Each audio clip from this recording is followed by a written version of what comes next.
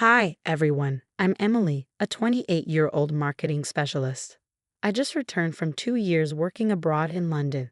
Stepping into my childhood home after all that time felt off. The warm, familiar scent of mom's cooking was gone, replaced by something I couldn't quite place: control. Lillian, my younger sister, had somehow assumed the role of house manager while I was away. "You can't eat that, Mom. It's not good for your heart." Lillian's voice echoed from the kitchen. "I've prepared a special meal just for you," she continued as I quietly stood in the doorway. "But honey, I'm craving my usual breakfast," Mom replied weakly. "Remember what the doctor said?" Lillian insisted, setting down a bowl of oatmeal in front of Mom while tucking away the fresh groceries I glimpsed earlier. Some things never change, I thought. Lillian had always had to be in charge, just like when we were kids. "Emily, when did you get in?" Mom's face lit up, and she tried to rise for a hug. "Mom, sit down," Lillian scolded, pushing her gently back into the chair. "You need to stay calm.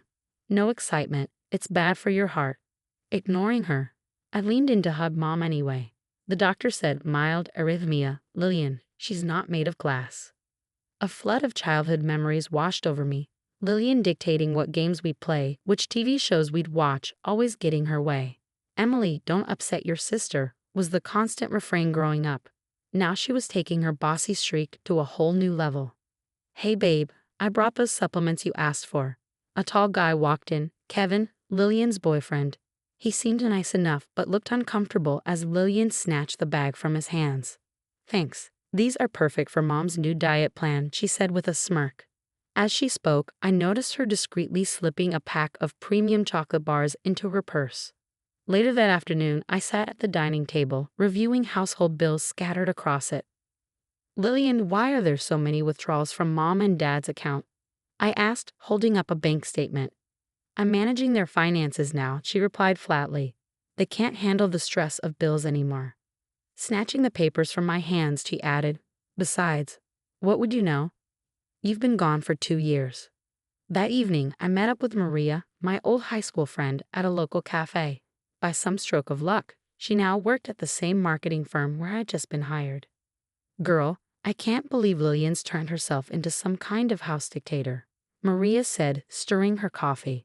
When your mom mentioned her heart issues, Lillian swooped in like some self-appointed savior. "She's always been controlling," I sighed. "But this feels worse." "Did you know she's handling their money now?" Maria raised an eyebrow. "That's not good. Remember how she handled the student council funds in high school? They had to audit everything after she graduated." I nodded, remembering a sharp pang in my chest. "And now she's convinced Mom and Dad she's their guardian angel.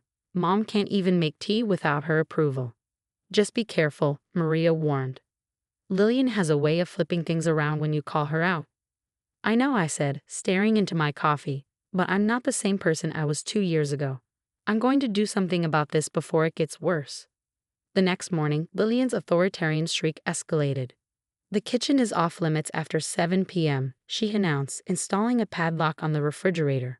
"And Mom, breakfast is only between 8 o'clock and 8:30. "But I get hungry at night," Dad protested. "Then eat more during your designated meal times," Lillian snapped, her tone brooking no argument. Later that day, while combing through Mom and Dad's bank statements, I spotted something alarming: a monthly $2,000 charge labeled household management fee. "What's this?" I demanded, confronting Lillian. "That's for my services," she said coolly. "Running this house isn't free, Emily. Not everyone gets to abandon their family to party in London." "Party?" I shot back. "I was working." "Watch your tone," she hissed. "Wouldn't want Mom to hear about your college drinking escapades. Her heart might not handle it." By midweek, I found Dad in his study, looking troubled over a stack of business papers. "Everything okay?" I asked. "The business is struggling," he admitted, his brow furrowed. "But something's not adding up. The numbers don't make sense. Lillian's been helping with the bookkeeping." "But Dad, let me help. I can look at the accounts," I pleaded. Before Dad could respond, Lillian burst into the room. "Absolutely not. Dad's under enough stress. I'm handling everything." Later, when I tried to transfer money to help with bills, Lillian convinced them to reject it. "We don't need your guilty conscience money," she snapped. One evening, I overheard Lillian berating Kevin in the backyard. "You're useless. Can't even back me up when Emily questions things." "Maybe she has a point about the kitchen rules," Kevin began cautiously. "Shut up. You know nothing about family dynamics," Lillian shot back, her voice cold and cutting. Kevin must have noticed me watching because he looked away quickly when Lillian cornered me in the hallway later. "Stay out of my business, or I'll make sure Mom and Dad see you for the ungrateful child you are." Aunt Rachel's visit couldn't have come at a better time. Over dinner, Lillian refused to let Mom have a second helping. "Since when do you control your mother's portions?" Aunt Rachel asked, eyebrows raised.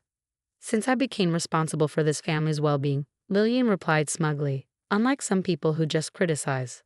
Later, Aunt Rachel pulled me aside. "Something's not right here, Emily. Your mother seems afraid to speak." "I know," I whispered. "Lillian's taken over everything." When Lillian went out with Kevin the next day, I snuck into Dad's office.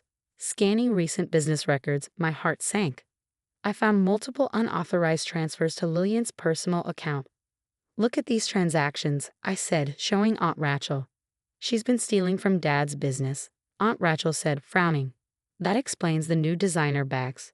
But Emily, be careful. Lillian's telling relatives you're mentally unstable from your time abroad. She's saying you're jealous and trying to destroy the family." "Of course she is," I muttered. "She's laying the groundwork in case I expose her. She's even called your cousin, crying, saying you've had violent outbursts." "Violent outbursts?" I laughed bitterly. "I've barely raised my voice." "I believe you," Aunt Rachel said. "But Lillian's playing a dangerous game. She's got your parents convinced only she can take care of them." "She's not taking care of them," I said, gripping the evidence. "She's controlling them. And now I can prove it." That evening, Kevin caught me outside work. "We need to talk," he said. "Lillian's not what you think. I found something on her laptop, documents from her old jobs. She's done this before." "Done what?"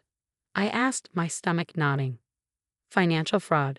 She was fired from Jefferson Marketing for stealing client funds. Then from Citibank for manipulating accounts, even a tech company before that. She always targets people who trust her." I showed him my documentation. "Like these transfers from Dad's business?" "Exactly, but there's more. She's planning something bigger." I overheard her talking about getting your parents to sign over the house. Aunt Rachel and I met with one of Lillian's former coworkers, Jenny. Over coffee, Jenny recounted her experience. "She seemed so helpful at first," Jenny said, shaking her head. "Offered to manage the office finances. By the time we discovered the missing money, she'd already moved on." At home, I noticed Lillian rushing to hide papers when I entered her room. Later, while she was showering, I found her diary tucked under the mattress. My hands shook as I read her words. "Once the house is in my name, we can discuss assisted living options for Mom. Dad will be easier to handle once she's gone." I shared what I found with Aunt Rachel. "She's not just controlling them, she's planning to get rid of them." "We need to act now," Aunt Rachel said, gathering bank statements.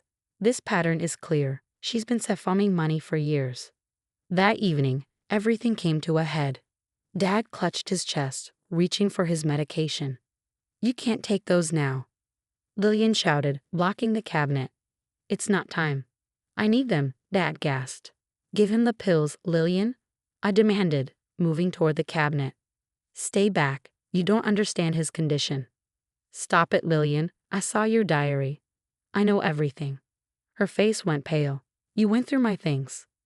"Like you went through Dad's business accounts, or those 3 jobs you got fired from."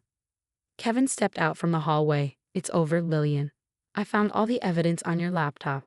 "You went through my computer," she hissed. "How dare you?" "I had to," Kevin said. "The transfers, the fraud, the plans for your parents, it's disgusting. You don't understand. I deserve this. I'm the one taking care of them." "No," Kevin said firmly. "You're exploiting them. We're done. And if you try anything, everything goes public." "You can't prove anything," Lillian snarled. "Actually, we can." I held up my phone. "Jenny had a lot to say, and we got your diary, the bank records, and the emails." Lillian lunged for my phone, but Kevin blocked her. "It's over, Lillian." Kevin headed for the door. "Emily, I'll email you everything I found." "Lillian, don't contact me again." Lillian's carefully constructed world crumbled as she stood there, shaking with rage. "You'll regret this," she hissed. The dining table was littered with evidence as Aunt Rachel stood beside me for support. "But she's been taking care of us," Mom said, her voice trembling. "No," I said gently. "She's been controlling you. Look at these nursing home applications she filled out. And these." I handed Dad the documents. "Are the papers to transfer the house into her name." Dad's face turned ashen as he reviewed the business accounts. All those missing funds. Before we could process the shock, the doorbell rang. A detective stood on the porch, flanked by one of Lillian's former employers.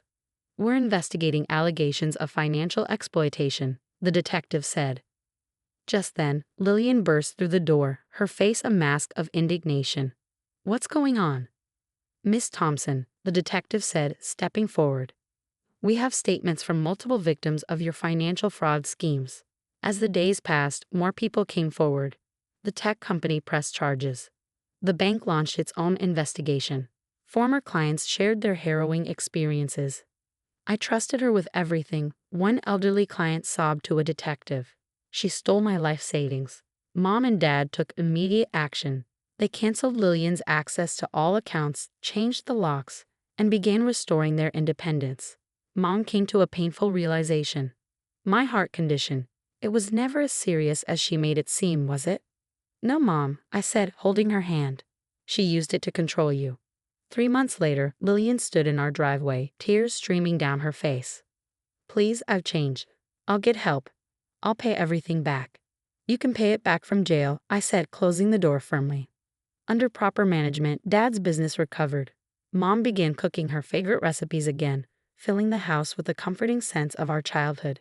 Meanwhile, I thrived at work and earned a promotion. For the first time in years, our lives felt peaceful. Last week, a tear-stained letter arrived from Lillian. "On your sister. Family forgives."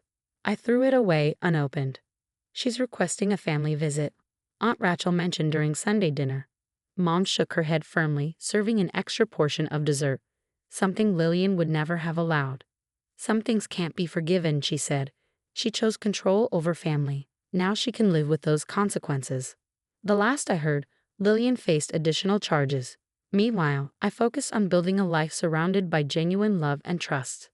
Sometimes, family isn't defined by blood but by who earns your trust and respect. And as for forgiveness, not everyone deserves it.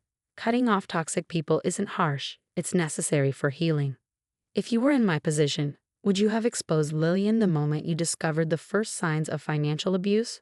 Or would you have tried to handle it privately within the family? Was I too harsh in gathering evidence secretly before confronting her? Some say family loyalty should come first, while others argue that protecting vulnerable loved ones is more important than keeping family secrets. What would you have done?